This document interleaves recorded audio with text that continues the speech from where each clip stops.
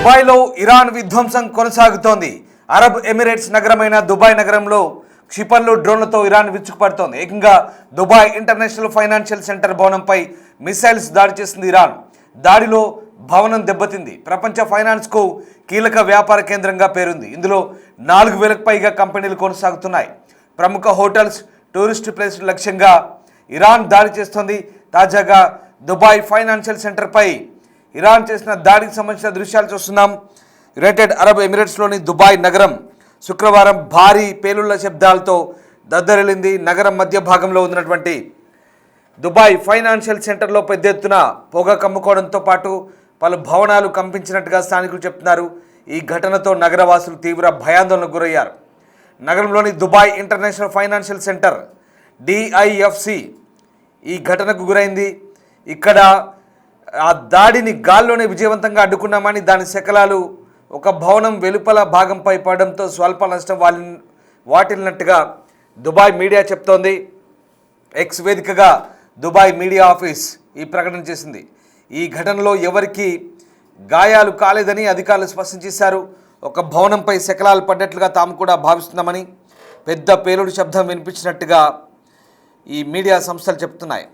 ఘటన జరిగిన వెంటనే షేక్ జాయద్ రోడ్డు వైపు సైరన్ల మోత వినిపించింది. దుబాయ్ పోలీసులు వెంటనే ఆ ప్రాంతాన్ని తమ ఆధీనంలోకి తీసుకున్నారు.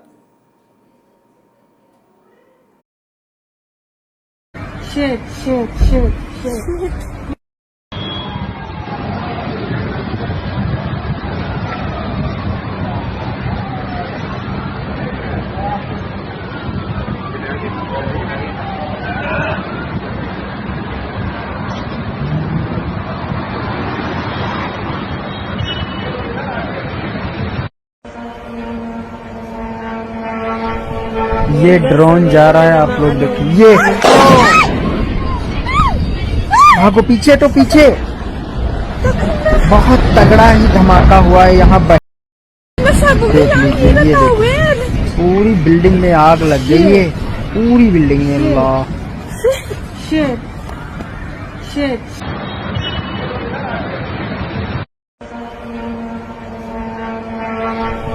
ये ड्रोन जा रहा है, आप लोग देखिए। भागो, पीछे तो पीछे। बहुत तगड़ा ही धमाका हुआ है यहाँ। देख लीजिए, ये देखिए, पूरी बिल्डिंग में आग लग गई है, पूरी बिल्डिंग में। अल्लाह, ఇక మీరు చూస్తున్న ఈ దృశ్యం నిన్న దుబాయ్ డౌన్ టౌన్లోని ఒక అపార్ట్మెంట్పై జరిగిన దాడి. ఇదిగో ఈ దృశ్యం దుబాయ్లోని ఫైనాన్షియల్ సెంటర్పై జరిగిన దాడి. దాని తర్వాత ఆ ప్రాంతంలోని షేక్ జాయద్ రోడ్డు వైపు నుంచి సైరన్ల మోత వినిపిస్తున్న దృశ్యాలవి.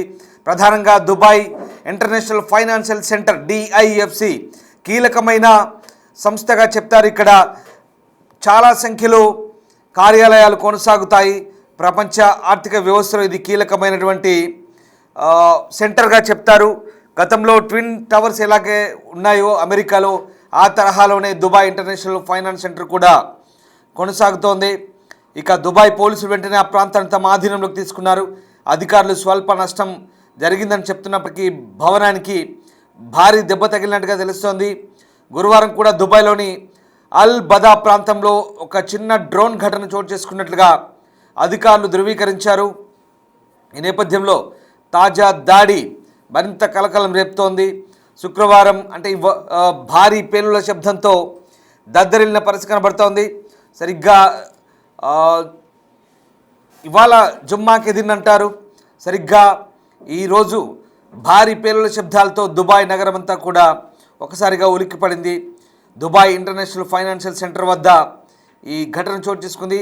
కానీ దాడిని గాల్లోనే విజయవంతంగా తిప్పికొట్టామని, దాని శకలాలు ఒక భవనం వెలుపల భాగంపై పడడంతో స్వల్పంగా నష్టం వాటిల్లినట్టుగా దుబాయ్ మీడియా కార్యాలయం ఎక్స్ వేదికగా ప్రకటించింది. ఇక్కడ ఎవరికి ఎలాంటి గాయాలు కాలేదని అధికారులు స్పష్టం చేస్తున్నారు.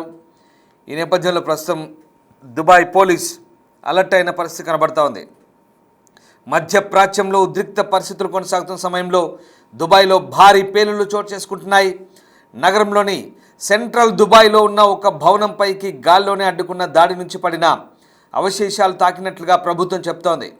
దుబాయ్ ప్రభుత్వ మీడియా ఆఫీస్ చెప్తున్న వివరాల ప్రకారం గాల్లోనే అడ్డుకున్న దాడి కారణంగా వచ్చిన శకలాలు ఆ భవనాన్ని తాకాయి.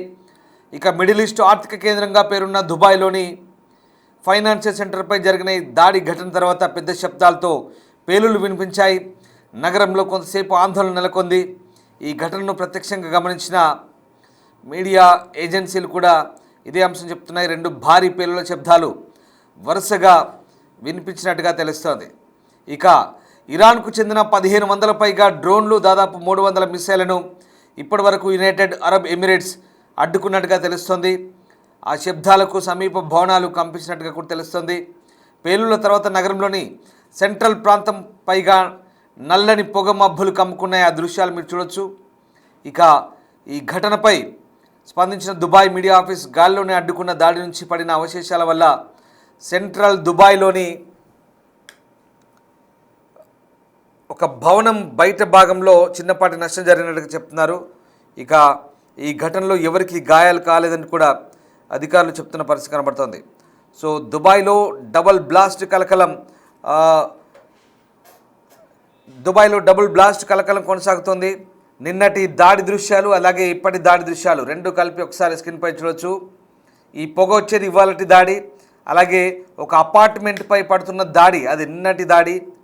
ఇది అపార్ట్మెంట్పై పడుతున్న దాడికి సంబంధించిన దృశ్యాలు అవి. అది నిన్న చిన్నపాటి డ్రోన్ కారణంగా దుబాయ్లోని ప్రాంతంలో పడినటువంటి డ్రోన్కు సంబంధించిన దృశ్యాలు అవి. దాడి జరిగినప్పుడు నిన్న అల్బదా ప్రాంతంలో జరిగిన దాడి. ఇక ఇవాళ దట్టమైన నల్లటి పొగలు వస్తున్న ప్రాంతం ఏదైతే ఉందో అది దుబాయ్ ఫైనాన్షియల్ సెంటర్ వద్ద జరిగిన ఇది దుబాయ్ అల్బదా, ఇది దుబాయ్ ఫైనాన్షియల్ దాడి. ఈ నల్లటి పొగలు నిన్నటి బిల్డింగ్పై దాడి అల్బదా ప్రాంతంలో జరిగిన దాడి. సో రకంగా ఇది దూరం నుంచి వస్తున్నటువంటి long shot, aerial view shots ఇవి. అలాగే ఇదేమో నేరుగా ఆ రోడ్డుపై షేక్ జాయిద్ రోడ్డుపై ఉన్నటువంటి కొంతమంది తీసిన వీడియో సంబంధించిన దృశ్యాలు అవి. సో మొత్తం మీద దుబాయ్ కేంద్రంగా పశ్చిమాసియాలో భీకర దాడులు అయితే కొనసాగుతున్నాయి. వరుసగా దాడులతో ఇప్పటి వరకు మొత్తం యునైటెడ్ అరబ్ ఎమిరేట్స్ 1500 పైగా డ్రోన్లు, 300 పైగా క్షిపణులను ఇంటర్సెప్ట్ చేసినట్టు చెప్తున్నారు. వీళ్ళంతా కూడా అడ్డుకున్నారు. సో ఇక్కడ ప్రధానంగా ఈ యుద్ధం ప్రారంభమైన తర్వాత మిడిల్ ఈస్ట్లో అరబ్ ఎమిరేట్స్ అంటే యుఏఈ, దుబాయ్, అలాగే అబుదాబి, రసల్ ఖైమా, తర్వాత షార్జా, ఈ ప్రాంతాలన్నీ కూడా దుబాయ్ సిటీ, ఇవన్నీ కూడా ఇప్పటి వరకు ఎక్కువ దాడులను ఎదుర్కొంది. మిగతా గల్ఫ్ దేశాలతో పోలిస్తే దుబాయ్ ఎక్కువ బాధిత దేశంగా కనబడుతుంది మనకు. దుబాయ్ ఇంటర్నేషనల్ ఎయిర్పోర్ట్ని ఇప్పటి వరకు దాదాపు 3-4 సార్లు షట్ డౌన్ చేశారు. డ్రోన్ అటాక్స్ అయ్యాయి, మిసైల్ అటాక్స్ అయ్యాయి. వాటిని ఇంటర్సెప్ట్ చేస్తున్నా కూడా, వాటిని గాల్లోనే అడ్డుకుంటున్నా కూడా, అడ్డుకున్న తర్వాత వచ్చి పడే శకలాలేవి. ఇప్పుడు దుబాయ్ ఫైనాన్షియల్ సెంటర్పై కూడా దాడి చేసే క్రమంలో వాటిని అడ్డుకున్నప్పుడు ఆ అడ్డుకున్న శకలాలు పడడం వల్ల వచ్చిన మంటలకి చెప్తున్నారు. దుబాయ్ మీడియా ఆఫీస్ అదే చెప్తున్నారు. నేరుగా ఢీకొట్టలేదు, ఢీకొడితే పరిస్థితి మరోలా ఉండేది. ఒక్కొక్క డ్రోన్ షాహిద్ 136 డ్రోన్ ఇప్పుడు గల్ఫ్ దేశాలను గడగడ వణికిస్తున్నటువంటి ఈ షాహిద్ 136 డ్రోన్ ఏదైతే ఉందో దాదాపుగా అది 50 కిలోల పేలోడ్ను మోసుకెళ్తుంది. సో ఈ డ్రోన్లు విపరీతమైనటువంటి దాడులు కొనసాగిస్తున్న పరిస్థితి కనబడుతూ ఉంది. దీంతో ప్రస్తుతం ఈ దాడులకు సంబంధించి ఎక్కడికక్కడ ఎప్పటికప్పుడు అడ్డుకునే ప్రయత్నం చేస్తున్నప్పటికీ కూడా ఒక్కసారిగా వీటి శకలాలు కూడా పడుతుండడం, పక్కపంటి బిల్డింగ్లపై పడుతుండడంతో దాడి తీవ్రత మనకు స్పష్టంగా అర్థమవుతుంది. సో పశ్చిమాసియాలో ఓవైపు గల్ఫ్ దేశాలకు తమ మిత్ర దేశాలని చెప్తున్నాయి, మరోవైపు ఇప్పటి వరకు ఇరాన్ చేసినటువంటి దాడులు ఏవైతే ఉన్నాయో భీకరంగా మిడిల్ ఈస్ట్ను వణికిస్తున్న పరిస్థితి కనబడుతోంది. నిన్న కూడా తాజాగా ముజ్తబా ఖమేనీ ఇచ్చిన స్టేట్మెంట్లో నైబర్ కంట్రీస్పై ఎలాంటి కక్ష లేదని చెప్తూనే వరుసగా దాడులు కొనసాగిస్తుండడం ఈ ద్వంద్వ వైఖరికి అద్దం పడుతోంది. నిజంగా గల్ఫ్ దేశాలు ఎంత ఓపిక పడుతున్నాయో అర్థం చేసుకోవాలి. యునైటెడ్ నేషన్స్ కూడా తప్పు పడుతుంది తీవ్రంగా. 6 దేశాలు జాయింట్ ప్రెస్ కాన్ఫరెన్స్ ఇచ్చినప్పటికీ కూడా ఎక్కడ ఇరాన్ తగ్గట్లేదు. Oman, Kuwait, Bahrain, UAE, Saudi, అలాగే జోర్డాన్, ఈ దేశాలన్నీ కూడా బాధిత దేశాలుగా మారాయి. ఈ దేశాల్లో ఉన్నటువంటి అమెరికన్ ఎంబసీలు, అమెరికన్ ఎయిర్ బేస్ను టార్గెట్గా చేసుకొని ఇరాన్ చేస్తున్న దాడులను ఎందుకు మిన్నకుంటూ చూస్తున్నాయి? ఒకవేళ ఆ దేశాలు కూడా అమెరికాకు పొమ్మని లేక పొగ పెడుతున్నాయా? ఎందుకంటే వాళ్ళు స్వయంగా పొమ్మలేరు కాబట్టి ఇరాన్ చేసే దాడులను చూస్తూ ఊరుకోవడం ద్వారా అమెరికా సేనలు లేదా అమెరికా కార్యాలయాలు అక్కడి నుంచి వెళ్ళిపోయేందుకు ఇది మంచి మార్గంగా మంచి సమయంగా భావిస్తున్నారా ఏంటో అర్థం కాని పరిస్థితి. బట్ ఎందుకు అంటే ఇన్ని రోజుల పాటు ఇరాన్ స్ట్రైక్స్ని ఎందుకు భరిస్తున్నారో అర్థం కాని పరిస్థితి గల్ఫ్ దేశాలు. బహుశా ఇదే సందేహం కలగకమానదు. ఎందుకంటే అక్కడ తిష్ట వేసిన అమెరికా సైనికులను అమెరికా ఎయిర్ బేస్లను వీళ్ళంతగా వీళ్ళు పొమ్మని చెప్పే పరిస్థితి లేదు గల్ఫ్ దేశాలకి. ఒకవేళ ఇరాన్ చేసే దాడుల వల్ల అక్కడి నుంచి వాళ్ళు వెళ్ళిపోతే ఇదే సమయంగా ఇదే మంచి ఛాన్స్గా భావించి సైలెంట్గా ఊరుకుంటున్నాయే గల్ఫ్ దేశాలు అర్థం కాని పరిస్థితి. కానీ ఇక్కడ వాళ్ళ వాణిజ్య భవనాలకు వాళ్ళ హోటల్స్కు వాళ్ళ టూరిజంకు కోలుకోలేని దెబ్బ తగులుతుంది. వేలాది మంది ఇవాళ వలస వెళ్తున్నారు. అసలు దుబాయ్లో ఉన్న మిలియనీర్స్ అంతా కూడా దెబ్బకు పారిపోతున్నారు. రిచెస్ట్ పర్సన్స్ అంతా కూడా దుబాయ్ వదిలి వెళ్ళిపోతున్నారు. అంతెందుకు చాలామంది ఈ ప్రాంతాల నుంచి ఎక్కువ సంఖ్యలో వలస వెళ్తున్నారంటే దీనికి అంతటి కూడా దాడులే కారణం. కువైట్, బహ్రెయిన్, అలాగే సౌదీ లాంటి ప్రాంతాల్లో తట్టుకొని ఉంటున్నారు, ఇంటర్సెప్ట్ చేస్తున్నారు. కువైట్లో కూడా పెద్దగా ఎఫెక్ట్ ఏం లేదు. కానీ ఎక్కువగా బహ్రెయిన్ లాంటి చిన్న దేశాలు, ద్వీపకల్పాలు లేదా దుబాయ్ లాంటి ఎమిరేట్స్ ప్రాంతాల్లోనే ఎక్కువగా ఈ సమస్య కొనసాగుతుంది. దీనిపై ప్రస్తుతం గల్ఫ్ దేశాలు కూడా G7 దేశాల కంటే ఏవైతే పెట్రోలియం ఉత్పత్తి చేసే దేశాలను ఇప్పటికే తీవ్రంగా ఖండించాయి, సమావేశమయ్యాయి. దాడులను ఎలా ఎదుర్కోవాలని కూడా సమావేశంలో నిర్ణయించారు. కానీ ఇప్పటి వరకు ఎలాంటి కార్యాచరణ లేదు. మరి భవిష్యత్తులో దాడులు కంటిన్యూ చేస్తే గల్ఫ్ దేశాలు ఎలాంటి రియాక్షన్ ఉంటుందనేది మాత్రం వేచి చూడాల్సిందే. కానీ దాడులు మాత్రం రోజు రోజు పెరుగుతున్నాయి. మరి ఇది శృతి మించితే ఖచ్చితంగా గల్ఫ్ దేశాలు కూడా ఇరాన్పై తిరగబడే అవకాశం కనిపిస్తోంది. ये ड्रोन जा रहा है, आप लोग देखिए, भागो पीछे, तो पीछे बहुत तगड़ा ही धमाका हुआ है यहाँ। देख लीजिए, ये देखिए।